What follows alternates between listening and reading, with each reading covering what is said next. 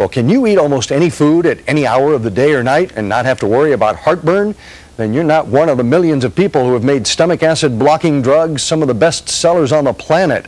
But when those drugs fail, surgery is sometimes needed, and that's now much easier. There are two kinds of people in this world: those who look at this food and can't wait to dig in with impunity, and those who would love to, but know they'll end up like this. I would wake up in the middle of the night with this absolutely horrendous burning as if my insides were coming out. Or like this. But a lot of times it was just a knot in my chest or a lump, felt like a lump here. Both Larry Greenwald and Genia Kornhaber suffer from something called gastroesophageal reflux disease, where acid from the stomach backs up into the esophagus because the valve at the bottom of the food tube isn't working right. This acid reflux can cause much more than pain. That you can get ulcerations of the lower esophagus, which can cause bleeding and anemia. With chronic, long-standing reflux, you can actually get scar tissue blocking off the lower portion of the esophagus so that a patient can't swallow adequately and can lose weight.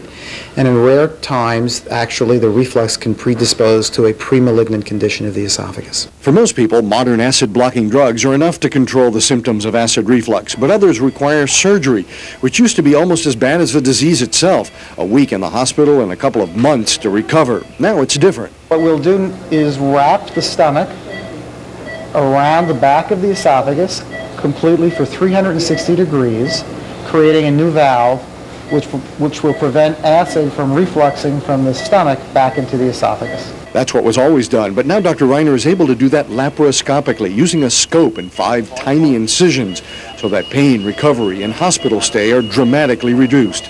Larry is only 5 days post-op. Yeah, I can tell the difference now. I'm not having that reflux. I don't feel any acid coming up. I feel more comfortable. We'll see when I start eating fried foods or something that a little heavier than what I have now. Well, we will see, but this surgery won't necessarily allow Larry and others to eat absolutely anything without acid reflux or heartburn. A good bowl of 5-alarm chili will probably still light a fire.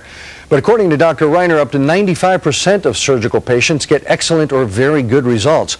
They're off medication, and more importantly, they're avoiding the risks of long-term acid reflux. Now, you can learn more about medical stories on our website. It's located at newschannel4.com.